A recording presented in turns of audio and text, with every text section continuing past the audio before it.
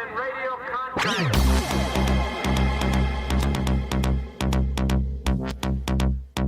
What kind of people are we?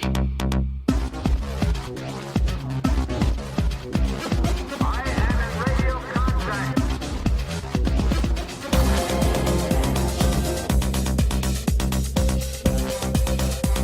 What kind of people are we? Attention crew, this is your Captain Caliban speaking. This is a supplemental episode of Enterprising Individuals, where we bring you news and tidbits from the world of Trek, also interviews with special guests, and a few little surprises along the way. Well, Star Trek Las Vegas has come and gone as we move into the home stretch of summer, and now the waiting begins. Waiting for the premiere of Star Trek Picard in early 2020, waiting for the return of Star Trek Discovery in late 2020, waiting for Lower Decks sometime in 2020, and waiting to hear anything at all about Section 31. Go figure that a show about Section 31 would be shrouded in mystery. I don't have any hot news for you this week about new Star Trek projects, because there isn't any news, really. The most enlightening thing to come out of Star Trek Las Vegas last weekend was probably Mike McMahon telling us that A, Lower Decks will be canon, despite being wacky and animated, which is great, and B, the USS Cerritos, the ship on the show, will be a second contact vessel who swoops in to do the business of Federation onboarding immediately after the Enterprise or whoever warps away at the end of the episode, which is totally an idea that I had for a series of Star Trek novels a while ago, but whatever, it sounds like a good premise. What concerns me most right now as a broadcaster is just how I'm going to cover all of these new Trek shows entering visual range. So far, we've of course had 2 fantastic seasons of Star Trek Discovery and 2 seasons of Discoverage, our live disco recap and discussion show hosted by me and my co-host Ella Pearson of the Generations Geek podcast. But disco is taking a breather and Picard is on deck, so what do we do? I've been in conference with Ella, and our plan is to transform Discoverage, which has been something of a supplemental feature to this show, into its own entity, to be named, that will be an all-encompassing program for currently airing Star Trek shows. You kids with your Netflix, you don't even know how overwhelming this is, having 3 and potentially more Star Trek series running concurrently. I got nervous just having DS9 overlap with TNG and subsequently Voyager. But Ella is a young person, and she's literally getting her degree in media studies, so she's going to keep this thing on track as we head into this new frontier for Trek entertainment. That new show, again, to be named, and hey, if you've got any pitches for what we could name the new show, let us know on social media at EISTpod on Facebook or Twitter, or email us at eistpod@gmail.com. That new show will be distinct from Enterprising Individuals, and will get its own feed on podcast platforms and all that stuff, but it'll still feature live coverage of episodes of Picard, Lower Decks, and Disco Season 3, live meaning streamed immediately after those episodes air on CBS All Access. And it will feature guests from the Trek literary world, Trek Twitter, other podcasts, and more, as it always has. Yes! To be named will be a great addition to the Just Enough Trope network if we can figure out a good name for it. And speaking of the Just Enough Trope network, 2 things on that subject. You might know that I host a podcast along with Gooey Fame, the host of the Virtual Theater podcast and former Enterprising Individuals guest. That podcast is called Backtrekking, and on that show, Gooey and I look at the real-world inspirations behind your favorite episodes of Star Trek. All art is inspired by something, be it history, literature, the natural world, or even other art, and Star Trek is no exception. On Backtrekking, we watch an episode of Trek, and we also examine the thing that inspired it. On our first episode, we talked about the TNG episode Starship Mine, and its clear inspiration, the 1988 action classic Die Hard. On our most recent episode, the snake has started to eat its own tail as we discuss the TNG episode The Naked Now and the TOS episode that it's based on, The Naked Time. It's a fun and funny show, and it's not for kids, so bring your earmuffs, but I encourage you to check it out, and there's no better time as Backtrekking is joining the Just Enough Trope network and our family of podcasts. You can find out more about Backtrekking at Backtrekking on Twitter, that's BACKTREKKING, and on Facebook at facebook.com/Backtrekking. Check it out. Second network note, we may have gotten drunk and bought a radio station. If you enjoy Enterprising Individuals or Backtrekking or any of the shows on the Just Enough Trope network, and you enjoy popular music, you're in luck. The Just Enough Trope network now has an internet radio station, Just Enough Trope Radio. JET Radio is accessible through your browser or through the Live 365 iPhone or Android app and features 24 hours a day music and podcasts about Star Trek, film, TV shows, and pop culture. Now, we're a little new to the internet radio business, and we want to give you the radio station that you want to hear. So to help us do that, please consider taking a short 2-minute survey about your listening habits. You can find a link in the show notes to the survey, or you can find it on our Twitter at EISTpod. It's 10 quick questions about the kind of music you like and the kind of podcast that you listen to, and it's going to help us make Just Enough Trope Radio the show for you. You can listen to JET Radio right now, though we haven't had a hard launch just yet. That'll be later in the year. But we are airing music and episodes of Just Enough Trope and other network shows, so I'll leave a link in the show notes if you want to check that out. Okay, let's get to today's topic. Last week I talked with Bonnie Liston about the TNG episode The Price, an episode that's not fantastic, but it does represent maybe the point where Marina Sirtis finally got some decent plot lines to play as Counselor Troi, and it wasn't just mooning over Commander Riker or having magic alien babies or eating chocolate. And as I was preparing for that conversation a few weeks ago, I began to realize something. The Federation is supposed to be this amazing utopia where all races and all sexes are equal, and a lot of times the production of Trek and the shows themselves get similarly characterized with those lofty ideals. But that's, I think, far from the truth, especially when looking at the original series and the early years of The Next Generation. Any given episode of TOS or TNG, let's say the first 2.5 years of TNG, is peppered with workplace discrimination, harassment, objectification, marginalization, all the Asians. It's like the writing staff, they've heard of these women you speak of, and they think they've got them down. Step 1, love chocolate. Got it. Step 2, question mark? Step 3, feminist utopia. I have to admit that I never looked with a very critical feminist eye at the early years of Star Trek, but once I started to do it, that rabbit hole got deeper and deeper. So because I'm a podcaster, my first instinct was to assemble a panel of knowledgeable women to honestly evaluate the early years of TOS and TNG, and we'll have them give a feminist report card of sorts for how well Trek lives up to its egalitarian ideals. On this panel, we had former guest of the show and amusements editor for Current Affairs magazine, Lyda Gold, also appearing, and also a former guest on this show, writer and chief creative officer of Lightburn Software, Sarah Lynn Mitchner, and appearing on the show for the first time, writer, editor, and social media professional Amy Imhoff. The plan was set, but the plans of mice and podcasters gong oft agley. Longtime listeners to the show will know the saga of the Beast, the laptop whose claws I must tear this show from every week to bring to you. It's a saga that has continued through tragedy to comedy to utter absurdity. At this point, it's even managed to ensnare the brand new, much more expensive laptop I bought to replace the Beast. But the Beast, she will not be denied. Long story short, while recording an amazing roundtable with those 3 fantastic guests, recording on the Beast because my new laptop was getting a little preventative maintenance, the Beast, she hunger, and she ate that show. The Beast is now chained up in the shed out back, and we're wondering what we can even do with her. Currently, I'm planning on running the radio station off of her, so look forward to that saga continuing in the internet radio sphere. Anyway, my new laptop, oh, let's call her the Beauty, is back from the shop, but I got no show. However, during that conversation with Lyda, Sarah, and Amy, I found myself returning again and again for facts and figures and research to the work of one Jarrah Hodge, one of the hosts of the Women at Warp podcast.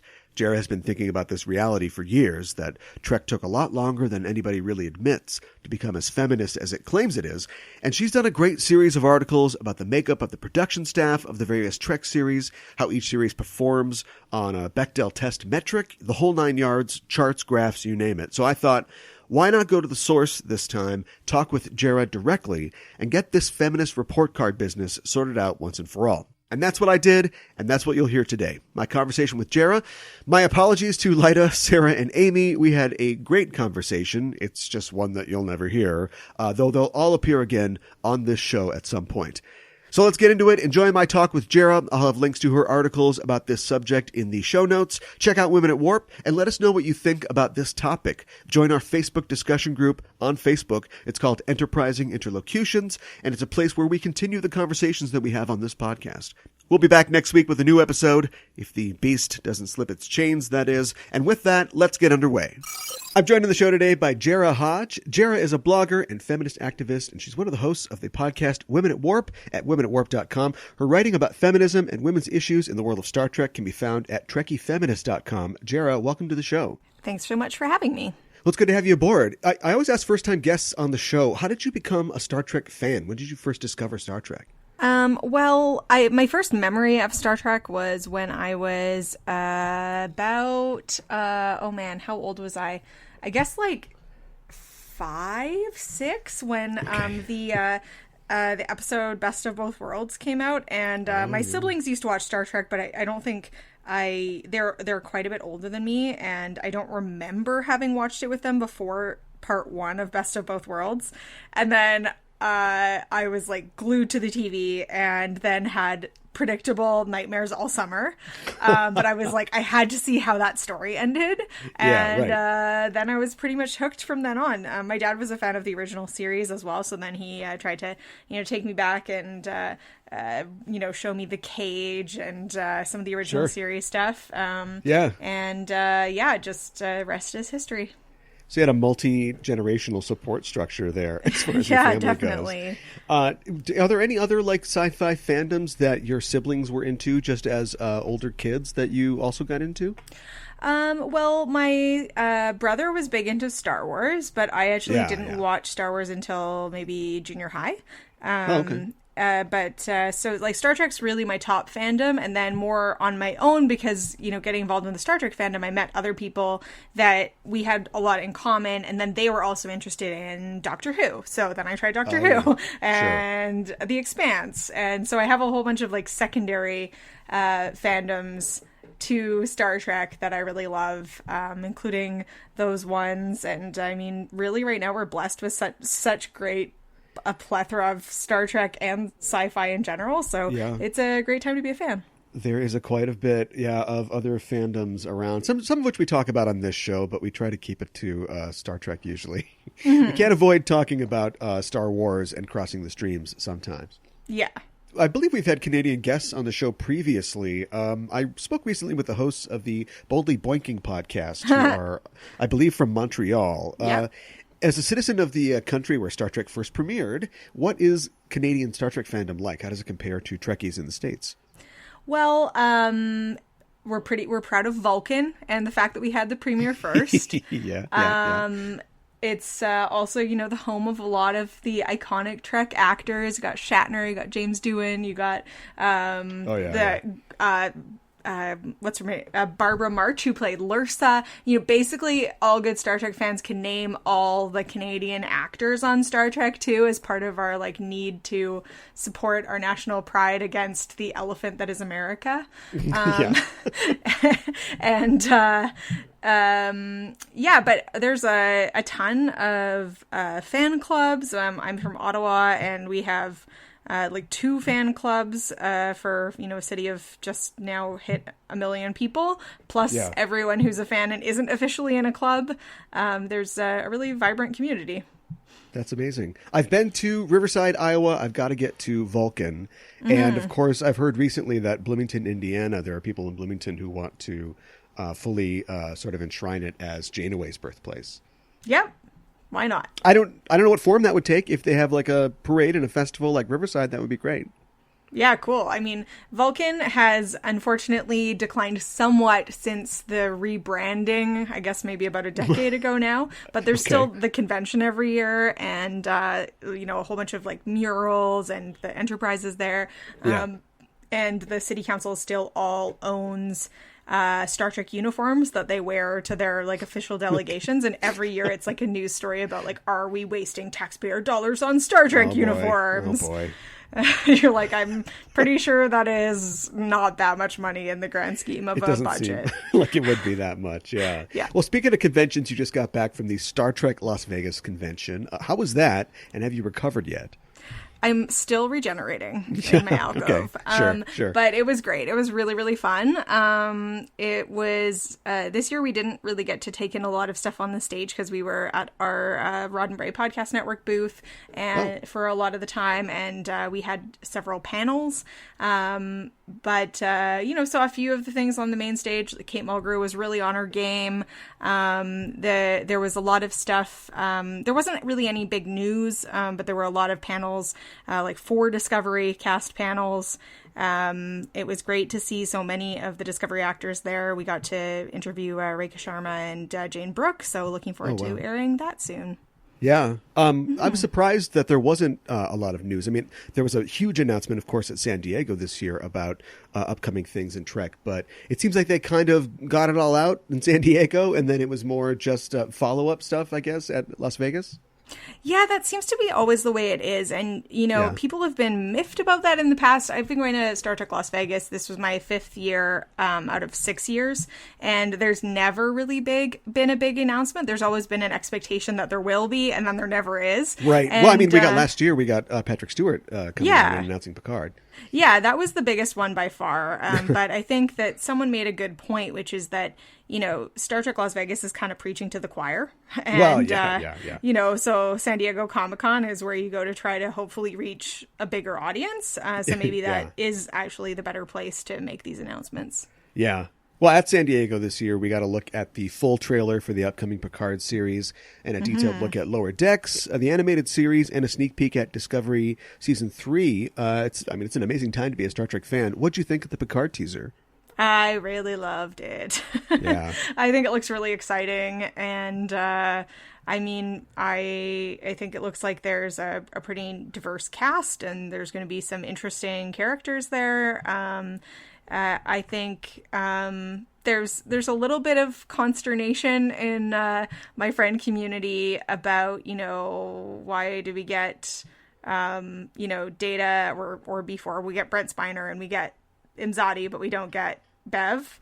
And I'm really, really, really hoping they don't fridge her, because I think that would be really upsetting. I'm not thinking that's where it's going to go. I'm being cautiously to very optimistic at this point. Yeah. And gonna see give them a chance to see where they're gonna go. Yeah, I feel a similar way, especially hearing about like the return of 7 of 9, which is exciting, and of course Riker, Troi, and Data. What really got me though was the look that we got at the entirely new cast of characters that are being introduced. Yeah, and it seems like there's a high degree of parity between male and female roles, which I thought was great. Same with Lower Decks. I think of the 8 characters that we saw, they're like half male and half female, and of course, like Discovery has from the start featured a high degree of diversity in its cast of characters. So you think are we really getting a true depiction now of the equality promised by the original premise of Roddenberry's Trek? Yeah, I would say absolutely. I think, there's still hiccups and, for instance, the writer's room in Discovery has definitely diversified as the show's gone on. And I think that as long as that trend continues of writers and directors also diversifying, that we're going to be okay. But there's always rooms for big blind spots if you don't also diversify behind the scenes. Yeah. There was an interesting question on the San Diego Comic-Con Discovery panel from an audience member.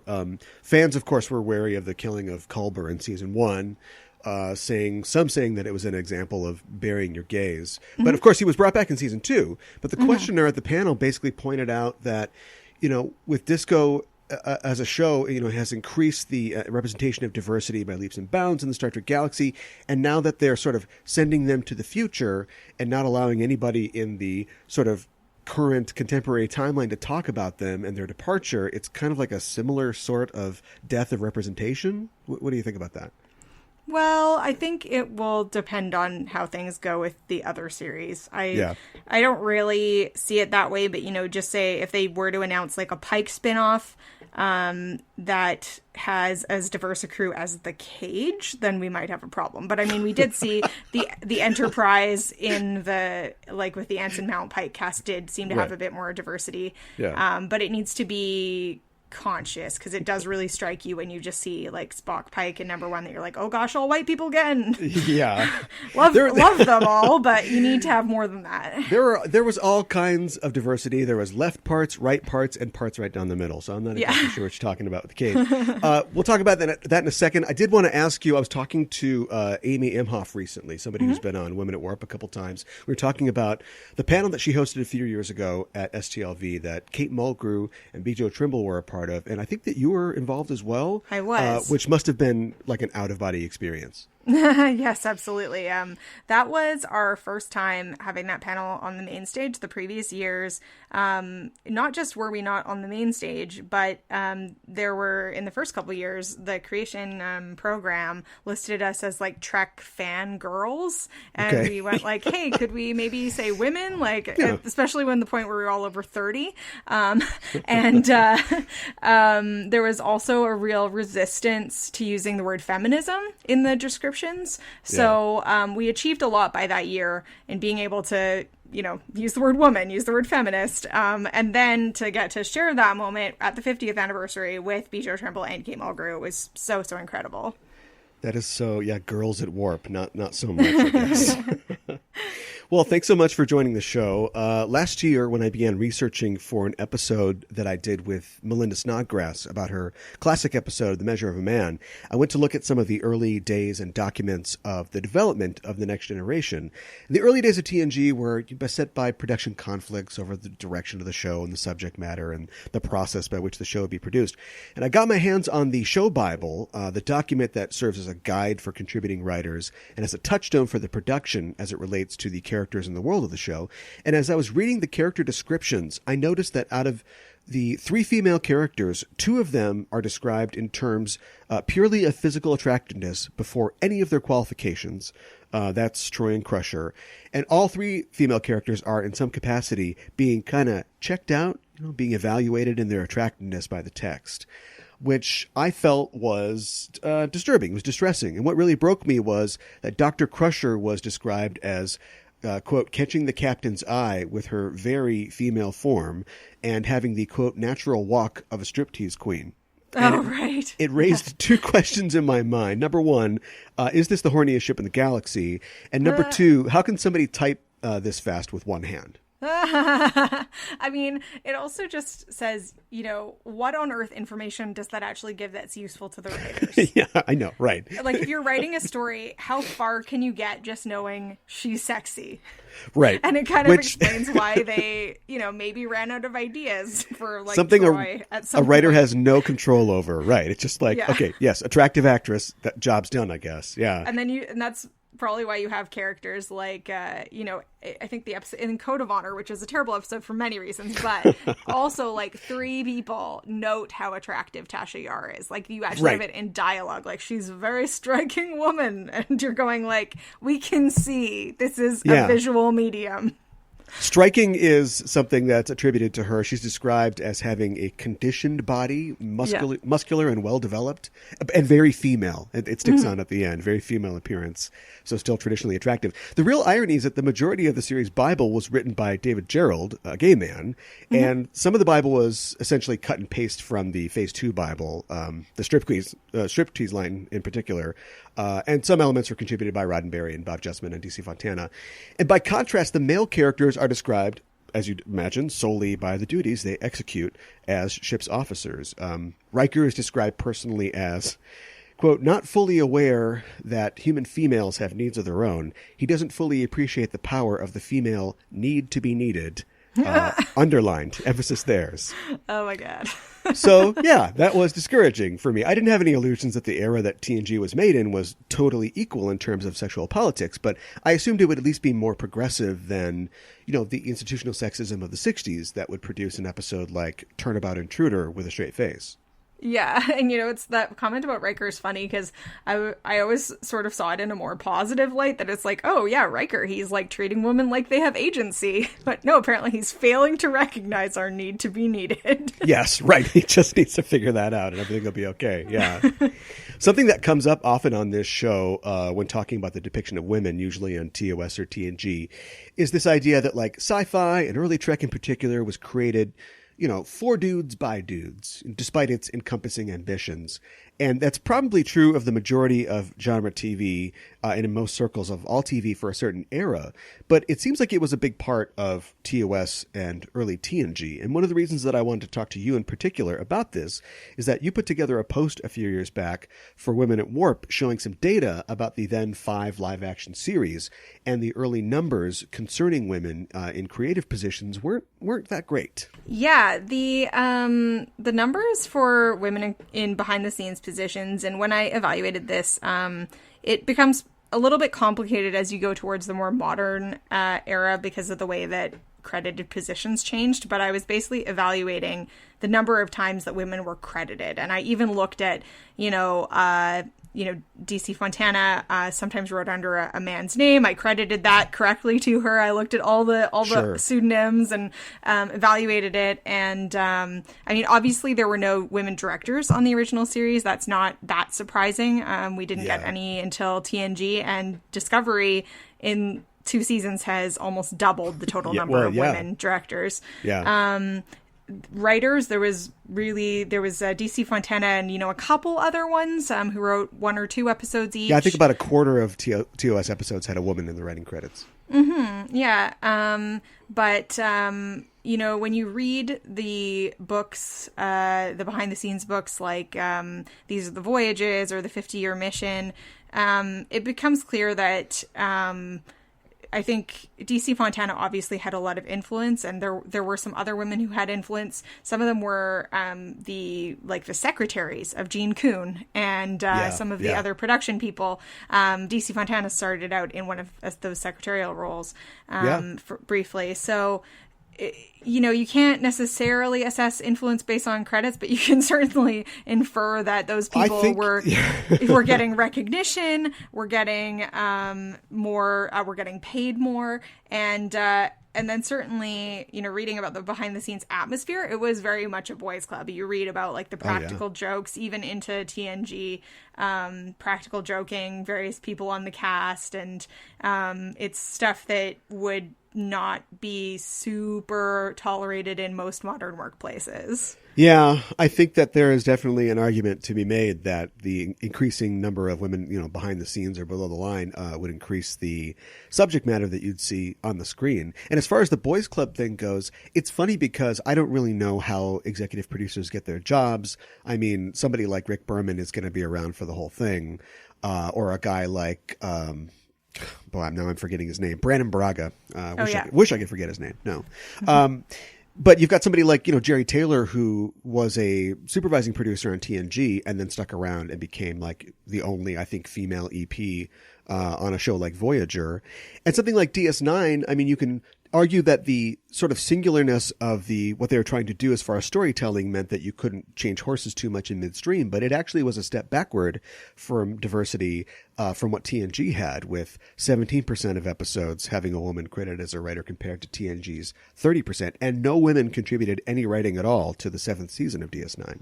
Yeah, that's very true. And that's what I mean a little bit about the way that writers' rooms changed a little bit. That it used to be you farm out your script and one person writes it and then it gets workshopped by other staff writers. But then as we moved farther along, it was you have a writer's room and people are getting assigned cuts of it, but they're also still bouncing ideas off each other more. Yeah. And that progressively increased as we moved forward. So it becomes harder to trace the actual influence on scripts to particular people because you can't go back and look at all the memos people wrote. Yeah, right. But you still can figure out that season 7 of Deep Space Nine didn't really do so well if there are no women credited as writers at all. Yeah, it's an interesting distinction.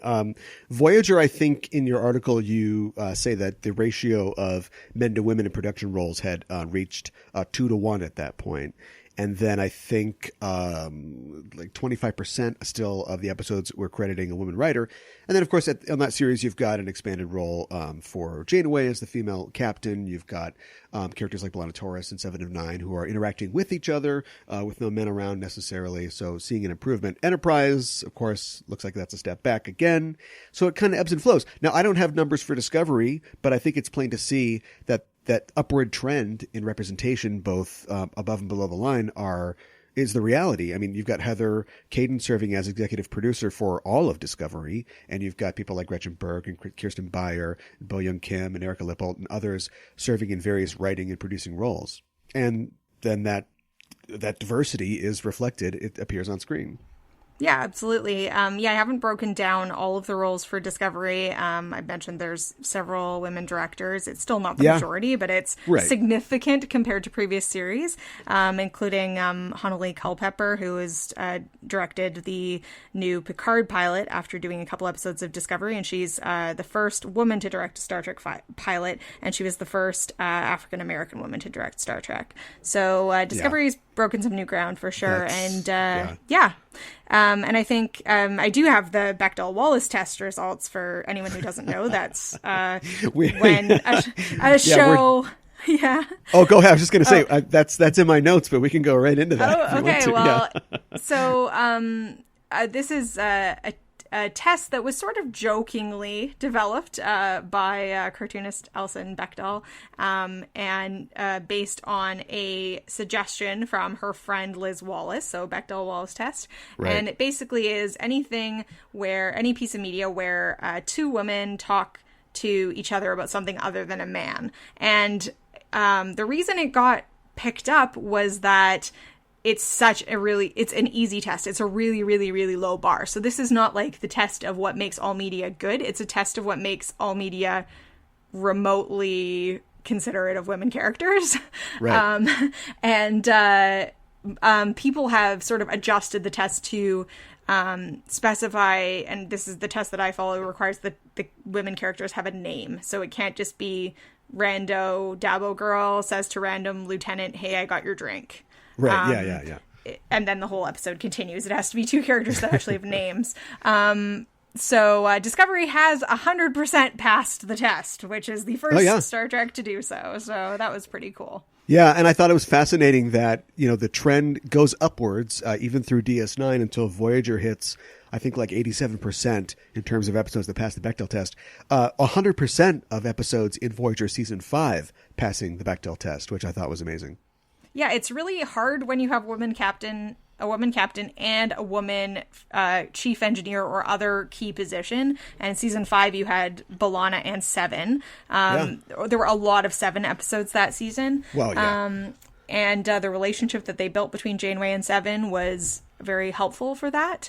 And so, yeah, I mean, there's sort of two ways of going about it. Either you make a few really key women characters or a lot of women characters in general. Voyager definitely had a few key women characters. And then Enterprise, unfortunately, fell way back down. And part of that was that it only had really two main women characters, T'Pol and Hoshi. And they really never really talked to each other. There's a couple episodes, including, like, one of my favorite is the episode Sleeping Dogs with the Klingon ship for an early Enterprise episode. And Hoshi is kind of afraid of everything as usual. And and T'Pol teaches her how to meditate while they're on this away mission. And then Hoshi's translating stuff. And it showed what could have been in terms of a friendship between them, but then it never really turned into anything. So you have a whole bunch of episodes where just no women talk to each other. Yeah.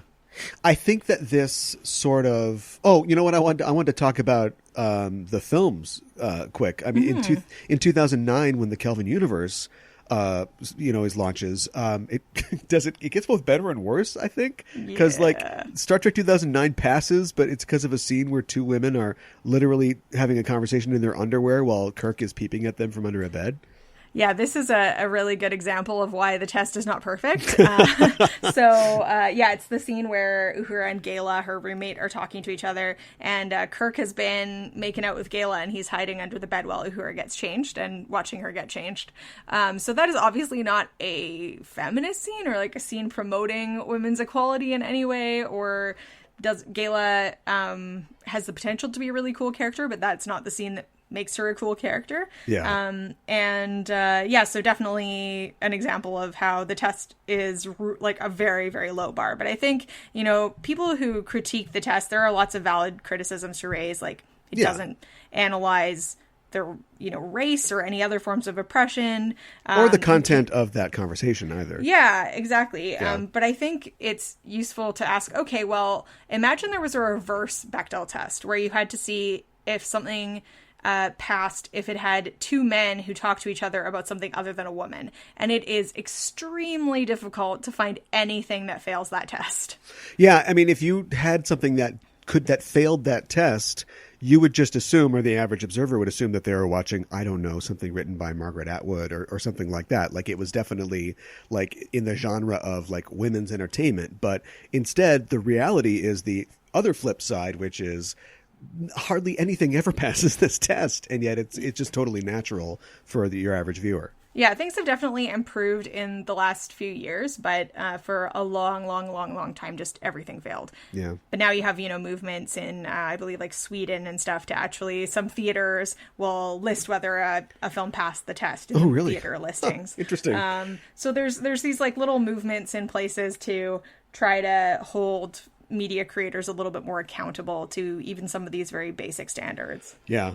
So I think that for dudes by dudes hypothesis that I sort of posed earlier, I think has been proven out here, that we get out of the machine what we put into it. Something else that gets brought up often on the simmering garbage stew that the internet can be sometimes is that, hey man, it was another time. Things were different back then. Hey, Star Trek was really ahead of its time, politically. Pike let a woman run the bridge. And my favorite thing is like, why are you trying to be so political? It's just Star Trek. It's just entertainment. Do you run into those kind of apologists? Oh, yeah, definitely. I mean, even actually my favorite was just at Star Trek Las Vegas, we just did a thing on women's costumes, and we had, this is not exactly the same, but it reminds me of the same line of thinking. Someone came up and got like quite annoyed that we had not taken time to think about how these costumes are appreciated from a man's perspective. It's like, kind of missed the point there, but I mean, in terms of the whole, it was the 60s thing, and actually even now there are people who will look at TNG and say, oh, it was the 80s or it was the early 90s, and like use that to apologize for things that weren't great in TNG. Yeah. And I'm assuming that like 20 years down the road, people will be like, oh, it was 2001, Enterprise wasn't that bad. Oh, okay.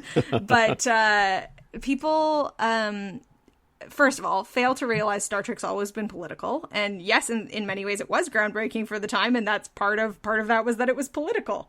Or the idea that, the modern third wave feminist reading of TOS, I think, tends to be whatever slips it made vis-a-vis Turnabout Intruder or what have you. It was progressive simply to see women in roles that weren't domestic. They've got professional military careers.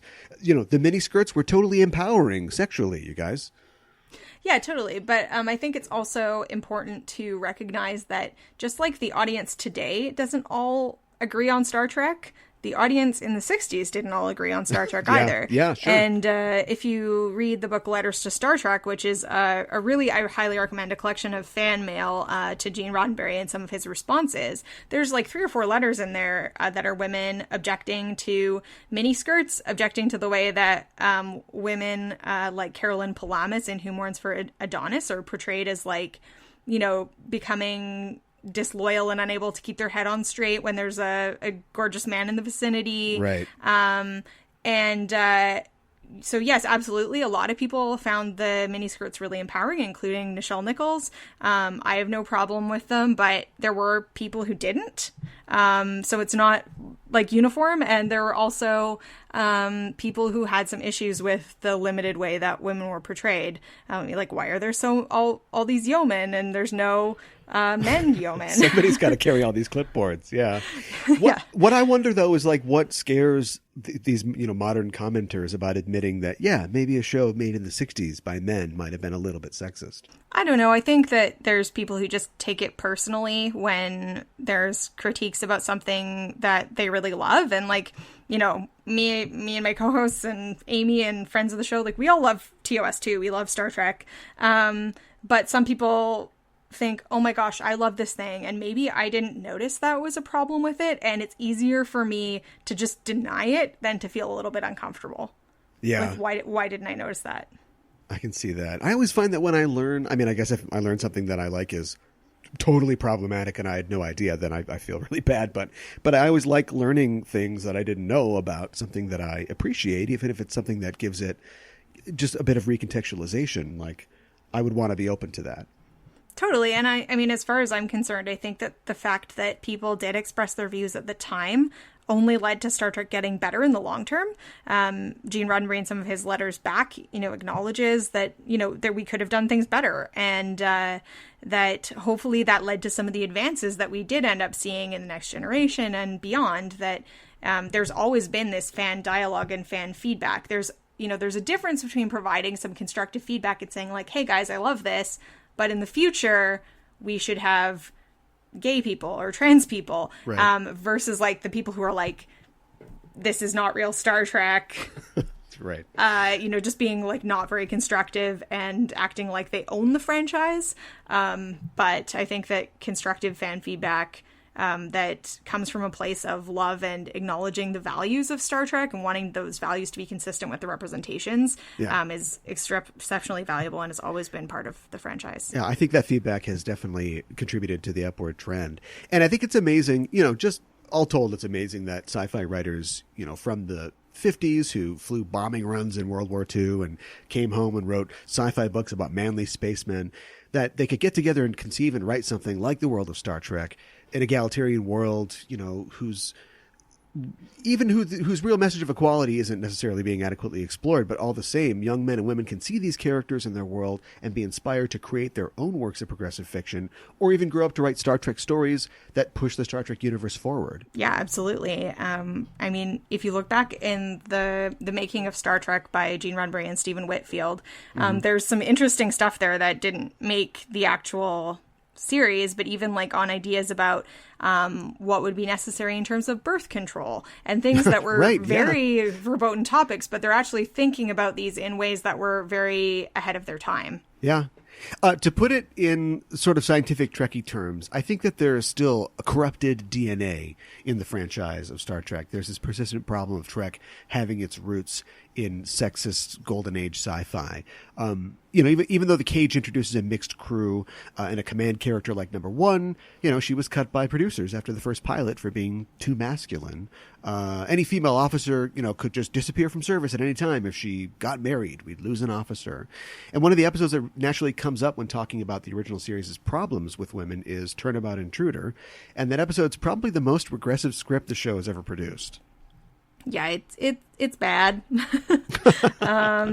There's really no way around it. I mean, people complain about justifiably complain about the very terrible Enterprise finale, and then it's like, let's look back and remind ourselves that almost every Star Trek other than TNG and DS9 has had like not the best finale, but Turnabout Intruder wasn't intended as the finale, but it's so sad that it was.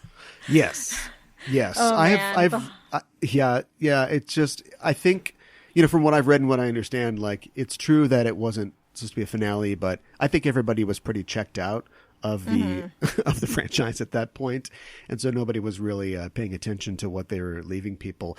I've heard or I've read that the episode is in some way like a reactionary response to radical feminism of late 1960s.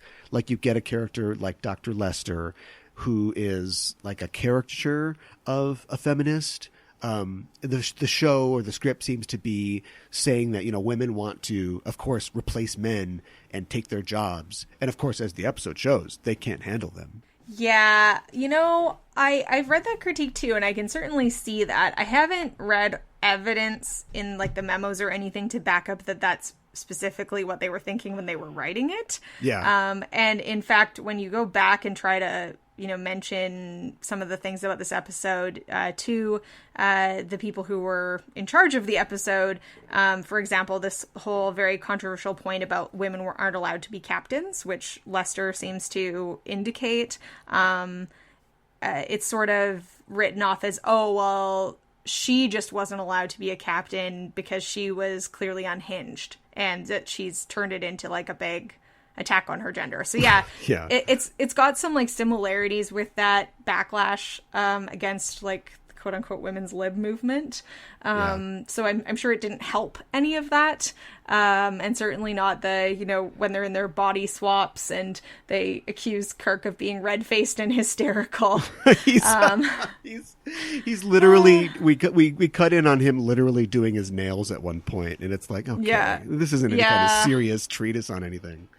Yeah, but then again, I mean, like, Profit and Lace, Well, yeah. the DS9 episode, basically treated body swapping, or in this case, like a fast sex change and hormone situation, as basically the same level of stereotyping. And that was many, many years later. Yeah. So I'm, yeah, I mean, maybe you're right. I don't really see it as like corrupted DNA. I sort of see it as Star Trek has always really had this tension of trying to imagine an egalitarian future while being written by people who are stuck in the 20th and 21st centuries and can't actually imagine what that would be like for people who aren't their same race and gender. Yeah, I don't want to let them off that easy, though. They're writers. I mean, it's literally their job to imagine things that Yeah. don't exist, you know? But Definitely. I Well, see yeah. the problem of imperfect people trying to create a perfect world. I mean, certainly when, you know, the idea that because Star Trek was influenced that way in the 60s, that has led to some of the problems now. I think you can definitely find examples of that in the JJ verse films. For example, you know, we had the original series created this kind of myth that, you know, Kirk is a ladies' man or a womanizer. And he definitely is to an extent. But I think that Kirk is actually pretty ethical in the original series, generally speaking, with women, that he isn't like promising things he can't deliver Right. or deceiving unless they're literally the enemy. Yeah. It's a and- tactic, usually. His Yeah, seduction. whereas JJ Kirk is like really sleazeball. He's a mess. And Yeah. I think that came more from like the parodies of what Kirk was than what Kirk actually was. Yeah, well, JJ will tell you right off the bat that he was never a huge Star Trek fan, and it's like, great. We talk about that a lot on this show. I call it the myth of the sexy Kirk. I have a friend that calls it Kirk drift. Yeah, just that this makes sort sense. of changing view of Kirk throughout the years. One resource that I always use when I'm researching episodes and getting ready for episodes of this show is Keith DeCandido's tour recaps of TOS Yes. and TNG, which are very detailed and good. And I read the recap for Turnabout Intruder, which was written by him on November 8th, 2016, Election Day. Before the results had come out, and he was talking about the sort of sad state of this episode and the troubling implications, and how we are dealing with and struggling with similar issues now, and hopefully we'll have a turnaround and things will get better. And I think we've got a long way to go. Yeah, just a little. Yeah. Certainly the representations of women in power in Trek have dramatically improved, but even through Voyager, and you'll still see backlash about Janeway that's like really, really sexist and has, you know, manifests huge double standards about how the Trek audience views women in power. Oh, yeah. Yeah. But, you know, I feel like Discovery, like with Admiral Cornwell and both Georgios, has really started to break down some of that. One of my favorite Admiral characters is Admiral Nechayev. I Yeah. really like her, and all the criticisms I hear of her is like, what a bitch she is and how mean she is. And then you look at somebody like Terry O'Quinn's Admiral Pressman, who's a criminal and easily is mean, but nobody says that. They're like, oh, I love that guy. Yeah, definitely. Like those, Pressman and some of those other older male admirals, they're like tragic heroes, kind of. Oh, you know, right, like, yeah, or yeah. fallen heroes, and you're supposed to still empathize with them and feel like, oh, it's so sad that hubris got the best of them or whatever. But you're right. Like we recently did an episode on gender and aging in Star Trek, and cool. talked about Nechayev and some of the other admirals and how they generally fall into that like harridan trope. Like they're there to hassle our heroes, and it's not really fair. I mean, it's like Admiral Satie would be another example of that. Yeah. A bonus or like a plus side is that they are always shown as intelligent and generally deserving of their rank. It isn't like they got there because, you know, I don't know, whatever. Like they're like Satie. No one's ever like, your dad got you this job. Right. But then certainly with Satie, she has this. She also becomes unhinged basically when her dad's memory is used against her, and I feel like that's an unfortunate twist. Yeah. As much as I love that episode, It's a really I mean, looked totally divorced from gender, I think it's a really interesting scenario and character. But then, yeah, when you put it on a female admiral who's wearing a pink dress or whatever, it's like, what? Okay, I can see how that's possibly problematic. Well, I mean, it is I would say, call it more of a blood red robe that bears certain resemblance to a Georgia O'Keeffe painting or other things. You've thought about this a lot more than I have. Okay. I have to admit, I mostly took that from Fashion It So, not the Georgia O'Keeffe analogy, but it was more vulgar than what I just said. Okay. Yeah. I see what you mean. Okay. Yeah. All right, well, check that out. TNG, I think, slowly but surely began to right the ship in terms of breaking the dramatic glass ceiling, to mix 7 metaphors here. But, Gene, of course, still involved in the early years, and he wanted to replicate the feel of the original series, brought a lot of the original people that he worked with on, DC Fontana and John D.F. Black, Justman, Gerald. And the result, I think, initially is, what we described earlier in those Bible excerpts. The plots were full of those stories like, here's an old scientist who lives alone on a planet somewhere except for his hot doormat wife. Or, hey, it's the Swedish massage planet where everybody's making eyes at each other. Or the ever-present magic pregnancy plotline. Or I can't have children, so I'm a monster. Maybe that was Avengers Age of Ultron. There was 4 men and 3 women in the main cast when it starts out. And that's a deviation from the ratio that persists until Discovery, 5 men and 2 women in a main cast. Each female character is a rock-solid archetype. Some are more than one. Troi is a Earth Mother, nurturer type character. She's also an exotic foreigner. Crusher is like a matronly nurturer in her role as a healer. She's also, literally a concerned mother. And Yar is almost, I don't know, it's hard to parse Yar because she wasn't around for very long, but she seems definitely not sexless, but less sexed than the other women characters, except for that weird thing with Data. And the Bible makes all these promises for Yar being, emotionally and sexually a dominant person, something that I think would have been interesting to explore, especially at that time. But she's basically sexless in any function, way before she leaves the show. And in fact, both of the characters that are perceived as generally romantically unavailable in early TNG, Yar and Pulaski, they only last 1 season on the show. Mm-hmm. I don't know if there's any connection there, but I'm implying one. Well, I feel like I agree that there's a trend there, but I don't know that just given those 2 specific cases that they were linked. Marina Sirtis has said that if Denise Crosby didn't leave, that she was told by Majel Barrett she was going to be the one to go. She was going to go, yeah. That they had to cut someone and that she wasn't the most popular and they didn't really know what to do with her. And she was certainly sexualized. So I don't know that that was the main reason that Yar didn't last. But I think that, and I mean, we know that Diana Muldaur really didn't like working on TNG as much as I love Pulaski.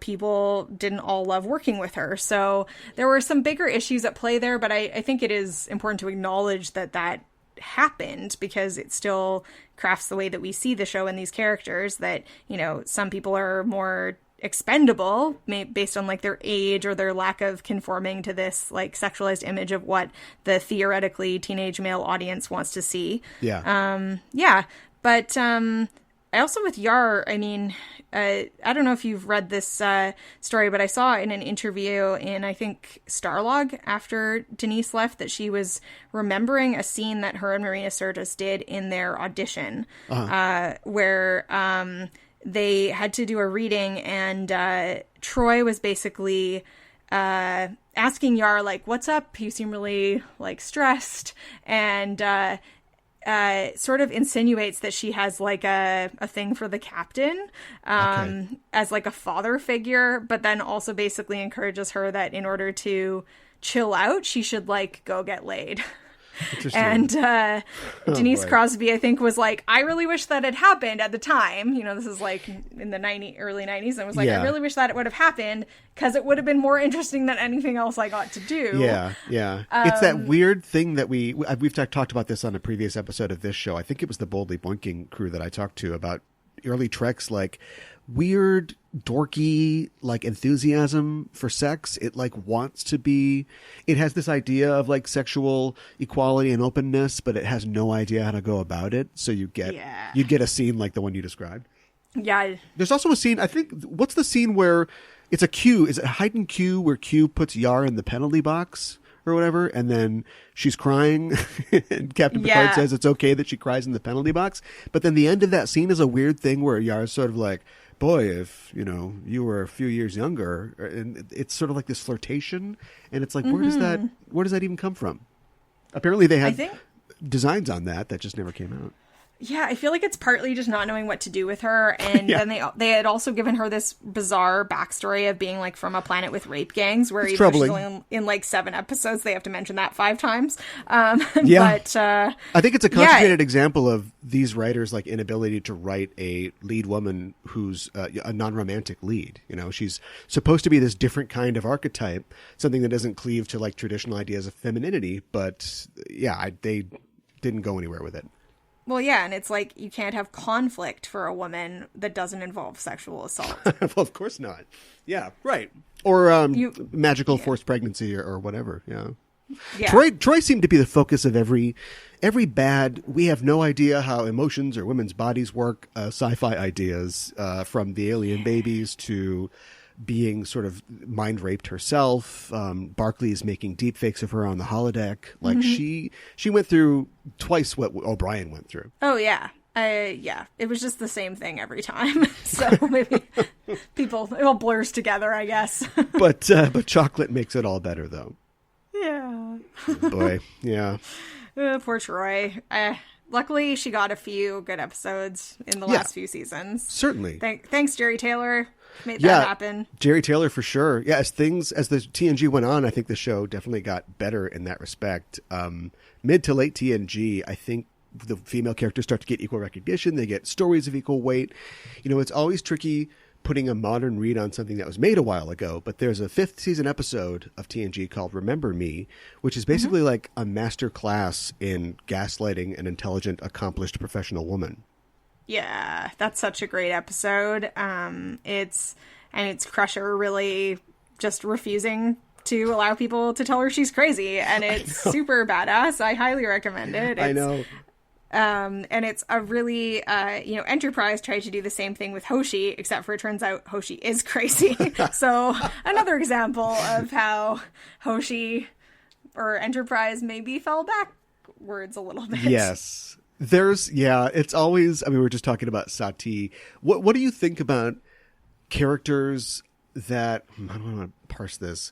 What do you think about when you give these sort of negative qualities or negative storylines to female characters that maybe skirt a little too close to negative stereotypes about women, but are still have good storytelling potential? Like, I like that Hoshi's a coward. Like, I don't think that everybody that we shoot into space is going to be a big damn hero. Do you know what I mean?